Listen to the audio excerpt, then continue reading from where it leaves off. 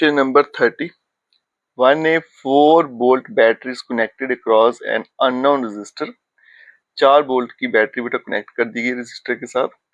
कितना current flow हो रहा है? 100 मिली एम्पियर का. Value of resistance of the resistor. तो इसमें रेजिस्टेंस की वैल्यू क्या है वो मुझे पता करनी है. अब यहाँ देखो बेटा, हमें पता है ओम्स लॉ के मुताबिक, ये आ गया मेरा question number 30. V is equals to I R, और R क्या बन जाता है? V upon I. वोल्ट जो है बैटरी 4 वोल्ट की है, और करंट है मेरे पास जो वो है 100 मिली एम्पियर का.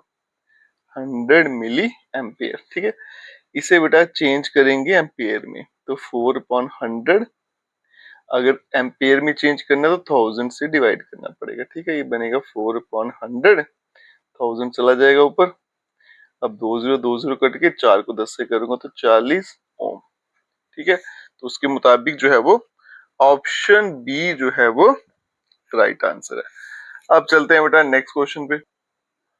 नेक्स्ट क्वेश्चन देखिए बच्चों, एक कॉपर वायर जो है held between the poles of the magnet. ये मैग्नेट है बेटा, इसके बीच में कॉपर की वायर रख दी. Current in the wire can be reversed. आप वायर का जो करंट है उसे रिवर्स कर सकते हो. Pole of the magnet can also be changed over. जो पोल है बेटा नॉर्थ और साउथ, वो भी आप बदल सकते हो.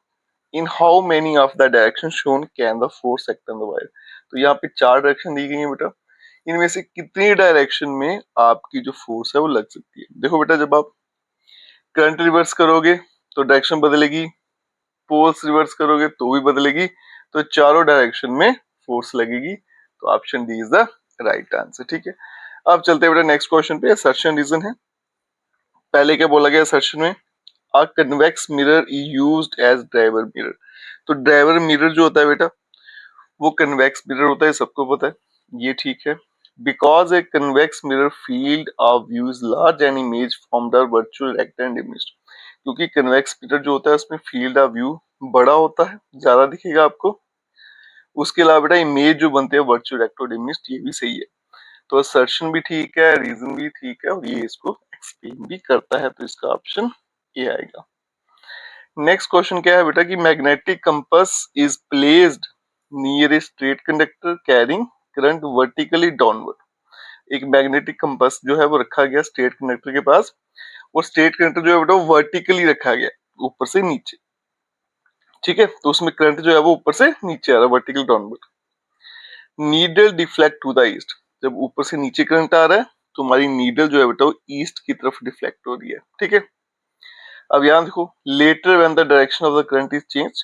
जब आप क्या करोगे, डायरेक्शन बदलोगे करंट की, what will be the deflection of the needle. तो नीडल का डिफ्लेक्शन क्या रहेगा?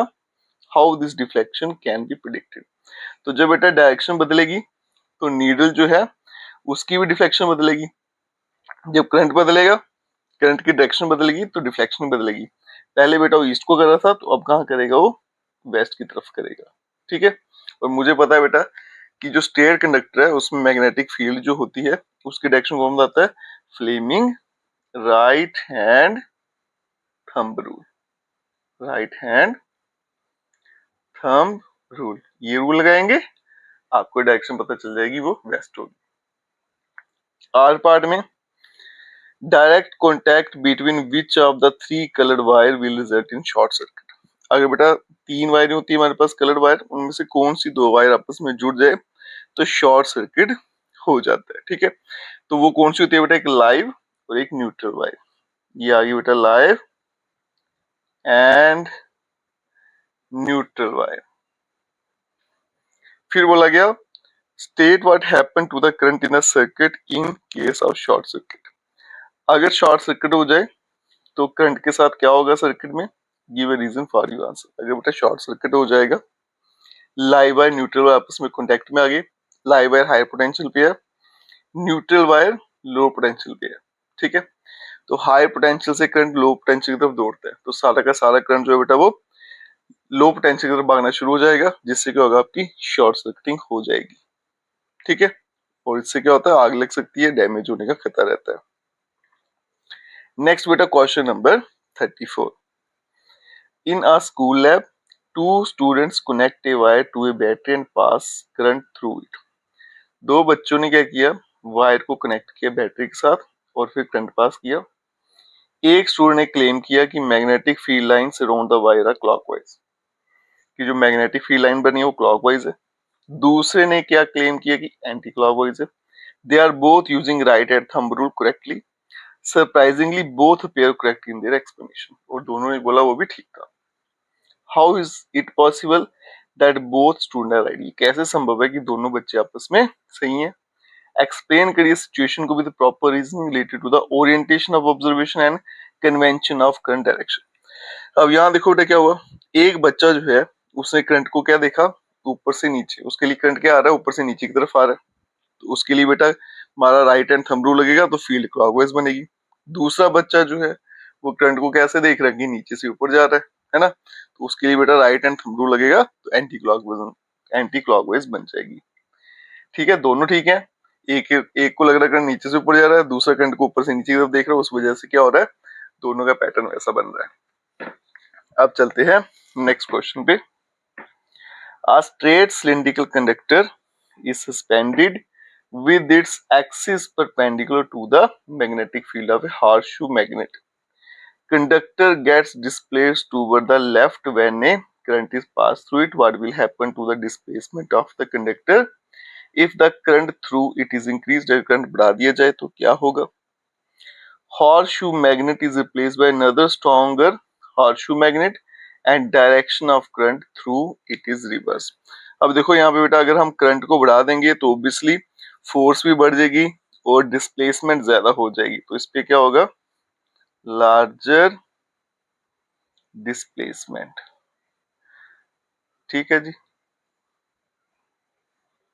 दूसरा बेटा, अगर मैं मैग्नेट को स्ट्रॉन्ग मैग्नेट से प्लेस कर दूं तो उससे क्या होगा बेटा, मैग्नेटिक फील्ड जो है वो बढ़ जाएगी तो फोर्स भी ज्यादा लगेगी, डिस्प्लेसमेंट और ज्यादा हो जाएगी। इससे क्या होगा बेटा, आपकी जो मैग्नेटिक फील्ड है, मैग्नेटिक फील्ड ये इंक्रीज करेगी, जिसकी वजह से फोर्स भी क्या होगा, बड़ा होगा और डिस्प्लेसमेंट भी ज्यादा होना शुरू हो जाएगी। Direction of current through it is reversed. Next बोला बेटा डायरेक्शन ऑफ करंट जो इसमें से रिवर्स हुआ, थ्रू इट इज रिवर्स, तो direction of force reverse, conductor displaced in opposite direction. अगर हम क्या करेंगे बेटा, करंट की डायरेक्शन को रिवर्स कर देंगे तो उससे क्या होगा बेटा, जो फोर्स होगी ना वो अपोजिट डायरेक्शन में लगना शुरू हो जाएगी, तो फोर्स जो है बेटा वो रिवर्स हो जाएगी। ठीक है, या फिर अपोजिट डायरेक्शन में लगना शुरू हो जाएगी। नेक्स्ट है बेटा, A house has two types of bulb, दो तरह के बल्ब है, 10 एलईडी बल्ब हैं, ये रेटिंग उनकी दे रखी है 12 वाट और वो 6 घंटे हर दिन इस्तेमाल होते हैं। 5 ट्यूबलाइट हैं, रेटिंग दे रखी है 4 घंटे डेली इस्तेमाल होते हैं। सप्लाई वोल्टेज 220 की है। कैलकुलेट करिए total energy consumed per day in kilowatt hour. Total कितनी एनर्जी कंज्यूम हो रही है लेकिन यूनिट्स किलोवाट पर आवर रखने हैं। Find the total current drawn by all bulbs when all are operating simultaneously. Total कितना करंट चलेगा सारे बल्ब में से वो बताइए।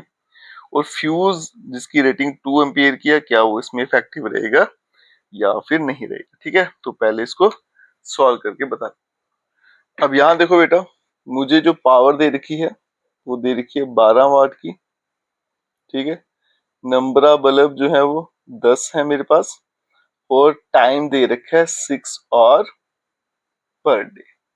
तो ये कितनी एनर्जी कंज्यूम करेंगे, एनर्जी इधर लिख लेते हैं एल मतलब एलईडी, क्या होता है बेटा, पावर इनटू टाइम। ठीक है, तो पावर कितनी थी 12, टोटल 10 है और टाइम कितना है बेटा 6, तो ये बन जाएगा 720 वाट पर आवर। लेकिन बोला गया था किलोवाट में बताइए, तो energy of LED is equals to 720 watt per hour. अगर किलोवाट में चेंज करेंगे तो बनेगा 0.72 किलोवाट पर आवर। इसी तरह से बेटा 5 ट्यूबलाइट्स थी, तो एनर्जी ऑफ ट्यूबलाइट सीधा फाइंड करेंगे, कितनी है बेटा 5 है, 32 वाट की एक है और 4 घंटे के लिए डेली उसे जलाया जाता है, बनेगा 640 वाट पर आवर, किलोवाट में करेंगे तो 0.64 किलोवाट पर आवर हो गया। तो टोटल एनर्जी दोनों को ऐड कर देंगे, 0.72 प्लस 0.64 तो बन जाएगा बेटा 1.36 किलोवाट पर आवर। ये हो गया फर्स्ट पार्ट। नेक्स्ट बेटा, टोटल करंट कितना ड्रॉ होगा वो मुझे पूछा गया था सेकंड पार्ट में। तो करंट का फॉर्मूला होता है पावर अपॉन वोल्टेज। पावर कितनी थी मेरे पास, अब यहाँ देखो बेटा, पावर है 120 वाट और 160, कहाँ गया ये, टोटल कितनी बन गई थी यहाँ पे, 12 इंटू 10 120 और यहाँ पे 32 इंटू 5 करूंगा तो 160 है। तो ये बन गया बेटा 120 प्लस 160 डिवाइड बाय वोल्टेज कितना है 220 का, ये बन गया मेरे पास 280 डिवाइड बाय 220, 0 कट गया, 11 से कट गया, 14 से। अब ये आएगा बेटा I is equal to 14 by 11 करेंगे तो 1.27 एम्पियर आंसर आएगा इसका। नेक्स्ट बोला गया बेटा कि 2 एम्पियर का फ्यूज जो है वो क्या इसमें चलेगा या फिर नहीं चलेगा। अब यहाँ देखो बेटा, इसकी करंट की रेटिंग, करंट देखिए कितना चल रहा है इसमें, निकाला कि हाँ टोटल करंट, ये देखो करंट रेटिंग जो है अभी निकाला हमने, इसकी जो करंट रेटिंग है, करंट रेटिंग जो इसमें करंट चल रहा है वो लेस देन है बेटा, कम है फ्यूज रेटिंग से, है ना। फ्यूज की रेटिंग है 2 एम्पियर, करंट चला 1.27 तो आराम से चलेगा बेटा, है ना। तो फ्यूज जो है वो आराम से ऑपरेट करेगा, यहाँ पे ऑपरेट करेगा, ठीक है, और वो इफेक्टिव रहेगा, यहाँ पे ऐसे लिख लेना। चलते हैं बेटा question number 37, study the following circuit and find effective resistance कितना रहेगा वो पूछा गया सबसे पहले, ठीक है। फिर उसके बाद में करंट कितना है बैटरी से आ रहा है वो पूछा गया, क्यों वोल्ट मीटर जो है हमेशा पैरेलल में उसको लगाया जाता है। ये मुझे सर्किट बेटा दे रखा है, ये रेजिस्टेंस है 5 ओम का, ये 10 का है, ये फिर 4 का, ये भी 4, ये 6 का आ गया और ये 10 ओम का है। तो टोटल रेजिस्टेंस कितना वो पता करना है, फिर उसके बाद में करंट कितना ड्रॉ होगा वो पता करना है, उसके बाद में बेटा पूछा गया वोल्टमीटर हमेशा पैरेलल में क्यों लगता है, ठीक है। तो एक एक करके से सॉल्व करते हैं। तो बेटा सबसे पहले फाइंड करना था इसमें इफेक्टिव रेजिस्टेंस कितना है इसका, वो मुझे पता करना था। अब यहाँ देखिए डायग्राम आपके सामने है, ये आ गया बेटा 37 का पार्ट ए। पहला तो बेटा 5 ओम का ऐसे रहेगा, प्लस अगर यहाँ पे देखो तो ये 10 का है, ये 4 का और ये 6 का, ये दोनों आपस में किसमें लगे हुए हैं सीरीज में, तो इन दोनों का सम क्या आएगा 10, और फिर ये दोनों आपस में पैरेलल हो जाएंगे, मतलब ये 10 ओम का प्लस ये नीचे 10 ओम दोनों आपस में पैरेलल में है। अगर मैं सॉल्व करूंगा बेटा तो बनेगा 2/10, ये बनेगा 1/5, तो ये बन जाएगा 5 ओम, मतलब ये जो पूरा पोर्शन है इसका कितना 5 ओम और ये 10 का है। तो टोटल रेजिस्टेंस आर टोटल जो है पहला 5 का है, फिर निकला बेटा 5 का, फिर निकला 10 का, तो बन गया 20 ओम। बी पार्ट में बेटा बोला गया करंट कितना ड्रॉ होगा, है ना, V is equals to IR, और यहाँ से करंट क्या बनेगा वोल्टेज अपॉन रेजिस्टेंस। वोल्टेज कितना है 20, तो ये आएगा 20, रेजिस्टेंस भी 20 है, तो बन जाएगा 1 एम्पियर का करंट इसमें से चलेगा। वोल्ट मीटर जो होता है हमेशा पैरेलल में क्यों लगाया जाता है सर्किट में बेटा, ठीक है। अगर देखो बेटा इसका रीजन क्या है, अगर वोल्ट मीटर यहाँ लिख देता हूँ, इफ वोल्ट मीटर जो है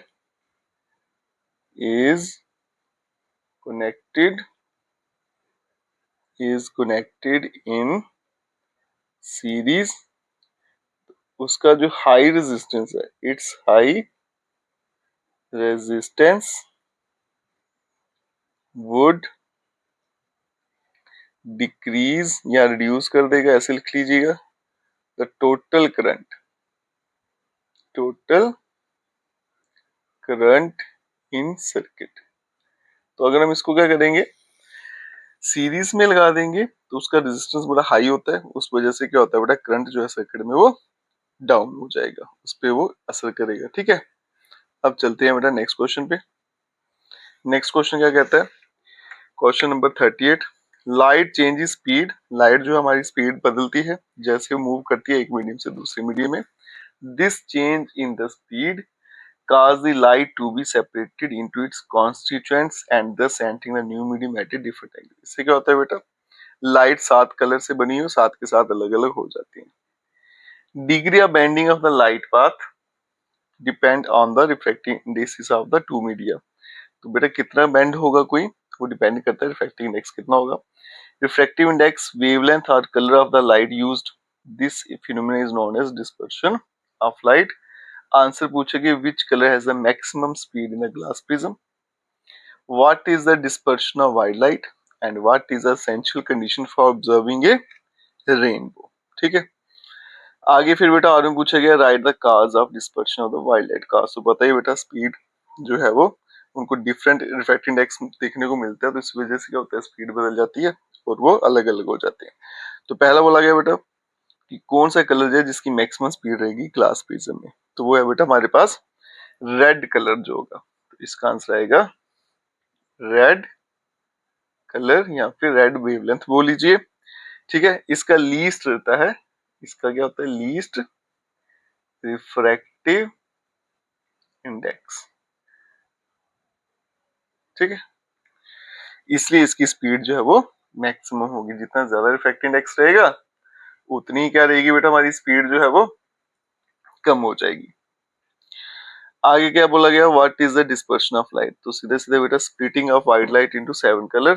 स्प्लिटिंग, यहाँ पे लिख देते हैं splitting of white light into 7 colors is called dispersion of light when it passes through a prism। ठीक है, फिर थर्ड में बेटा what is essential condition for observing a rainbow.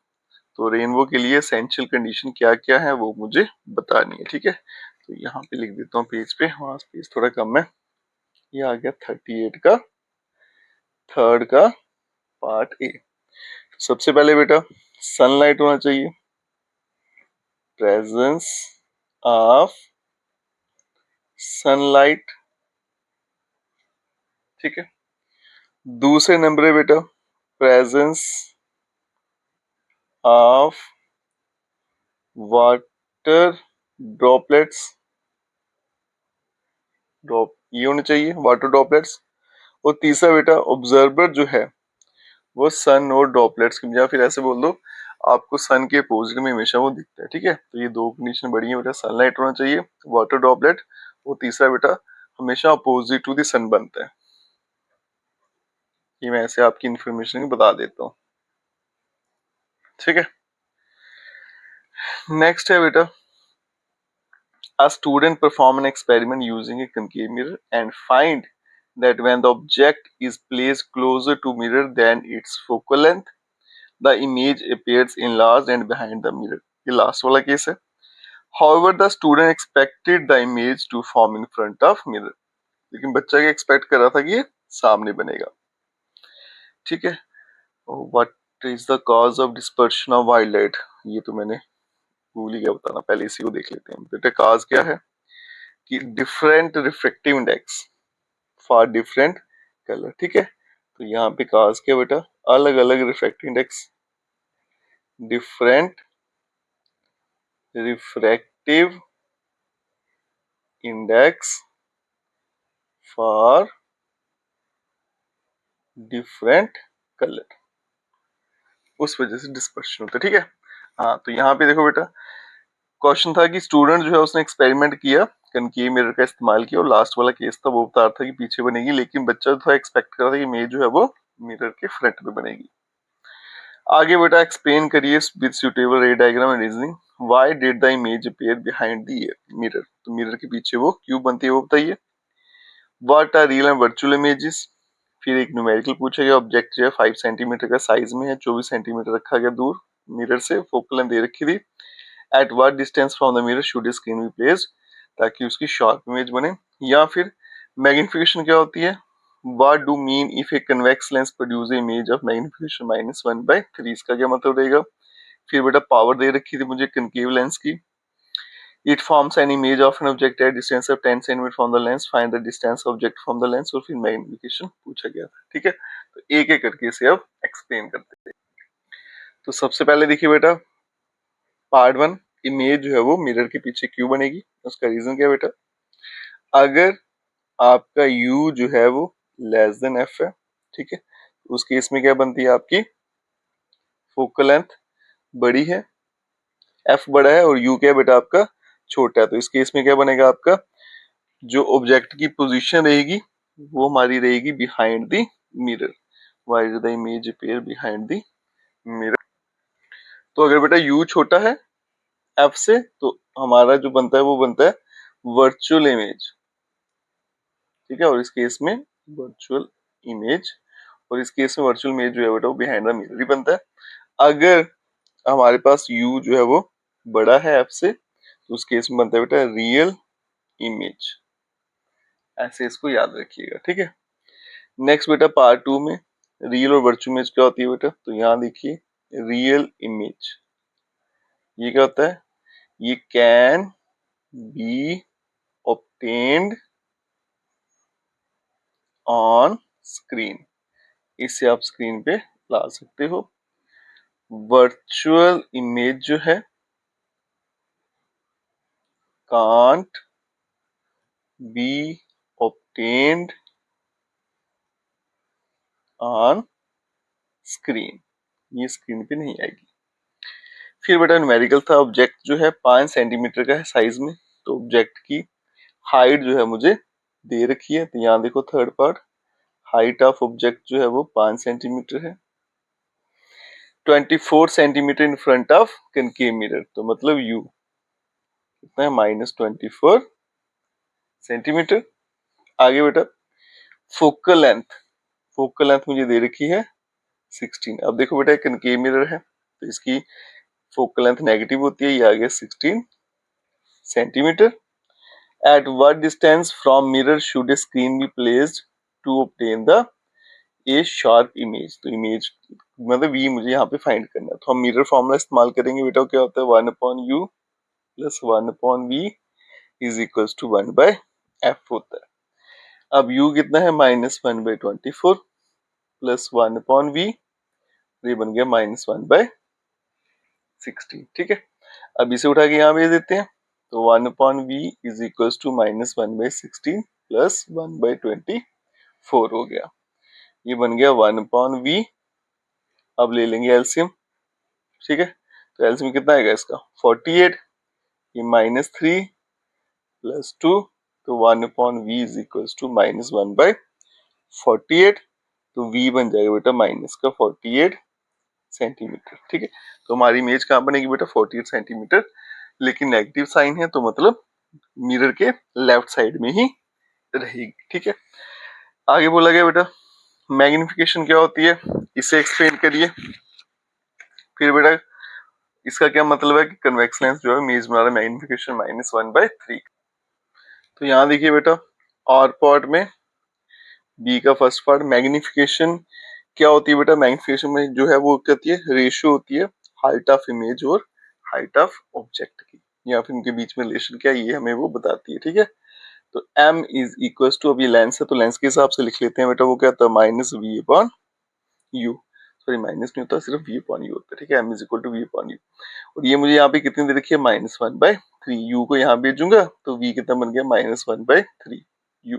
तो यहाँ से दिख रहा है बेटा कि हमारा v जो है वो किसके बराबर है -1/3u के बराबर है। इसका मतलब इमेज जो है, इमेज ये height of ratio h i upon h0 ऐसे लिख लेते हैं ना, इसको यहाँ भेजेंगे H I is equal to -1/3 h0, ये रिलेशन ले लेते हैं, मैंने वी यू वाला ले लिखा। तो मैग्निफिकेशन बताती है हाइट का रेशियो इमेज का और ऑब्जेक्ट का, कि इनकी हाइट जो है उनमें आपस में क्या रिलेशन है। तो यहाँ से देखो बेटा अगर मैं इसे यहाँ भेज दूं तो क्या आ गया, हाइट ऑफ इमेज इज -1/3 या फिर 1/3 time of the height of object. तो इसका मतलब क्या, इमेज जो है वो 1/3 है, is 1/3 of size of object, जितना ऑब्जेक्ट का साइज है उसका 1/3 जो है वो हमारा इमेज का हाइट है। इसके अलावा बेटा यहाँ पे नेगेटिव साइन जो है वो क्या शो करता है, negative sign shows real image, and diminished. तो यहाँ पे नेगेटिव साइन का मतलब होता है कि इमेज जो है वो हमारा रियल बन रहा है। नेक्स्ट है बेटा कनकेव लेंस जो है जिसका पावर मुझे दे रखा है -2.0 diopter. It forms an image of an object at distance of 10 centimeter from the lens. Distance of the object from the lens. सबसे पहले ये इट फॉर्म एन इमेज का डिस्टेंस दे रखा था, ऑब्जेक्ट का डिस्टेंस क्या है वो मुझे फाइंड करना है सबसे पहले, फिर उसके बाद में magnification, produce and nature of the image. तो यहाँ देखिए बेटा सबसे पहले पावर ऑफ लेंस मुझे दे रखा है, सेकंड पार्ट आ गया पावर ऑफ लेंस कितना है बेटा इसका -2 डायोप्टर। ठीक है, तो पावर ऑफ लेंस का फॉर्मूला क्या था बेटा 1/f, वो आ गया -2, तो यहाँ से बेटा f क्या बन गया 1/-2। लेकिन यहाँ देखो बेटा मुझे यहाँ पे सेंटीमीटर में दे रखा है ना, तो सेंटीमीटर में लेते हैं, अगर सेंटीमीटर में लेना तो 100 भी लगेगा ऊपर, है ना, तो ये कटेगा इससे, तो f कितना आएगा -50 सेंटीमीटर। अब यहाँ पे बेटा हम यूज करेंगे हमारे पास लेंस फॉर्मूला, वो क्या होता है 1/f is equals to 1/v minus 1/u। और यहाँ पे देखो मुझे इमेज का डिस्टेंस जो है वो मुझे दे रखा था, तो ठीक है, इस केस में इमेज जो हमारी ये लेंस देखो कौन सा बेटा कनकेव लेंस है, तो यहाँ पे v जो है वो लेफ्ट साइड ही होता है, तो -10 आएगा, तो v मेरे पास कितना है -10। ठीक है, अब यहाँ बनेगा बेटा -1/50 -1/10 -1/u, इसको भेजेंगे इधर 1/10 -1/50 is equals to -1/u। LCM ले लूंगा कितना आ गया 50, ये बन गया 5 माइनस 1 बन गया। ठीक है, ये बन गया -1/u, ये बन गया बेटा 4/50, ये बन गया 4/50 और ये बन गया मेरे पास 1/u। ठीक है, उल्टा कर देंगे तो u इज इक्वल टू या -u इक्वल टू 50/4, ये 2 से कटेगा, ये 25, तो u is equal to -12.5 centimetre. तो ऑब्जेक्ट का डिस्टेंस कितना रहेगा -12.5 सेंटीमीटर का रहेगा। ठीक है, तो आ गया ऑब्जेक्ट डिस्टेंस। फिर बोला गया बेटा मैग्निफिकेशन कितनी बनेगी वो बताइए मुझे। तो यहाँ देखो बेटा मैग्निफिकेशन जो है उसका फॉर्मूला क्या होता है v/u। ठीक है, और v मेरे पास कितना है, ये दिया हुआ था -10 और u भी -12.5 था, तो ये कट जाएगा सीधा सीधा, ये बनेगा बेटा पॉइंट हटेगा तो 10 ऊपर चला जाएगा, तो 10 × 10 नीचे क्या आ गया 125 आ गया। तो यहाँ देखो बेटा 5 2 = 10, 25 से ये 2 से कटेगा, 5 5 ये 2 से कटेगा, तो आ गया 4/5 आ गया, तो ये बनेगा 0.8। तो मेरा मैग्निफिकेशन है बेटा वो कितना आ गया 0.8। अब मैग्निफिकेशन देखो लेस देन 1 है, 1 से कम आया, तो इसका मतलब इमेज जो है मेरा वो वर्चुअल है, इरेक्ट है और स्मॉलर है साइज में।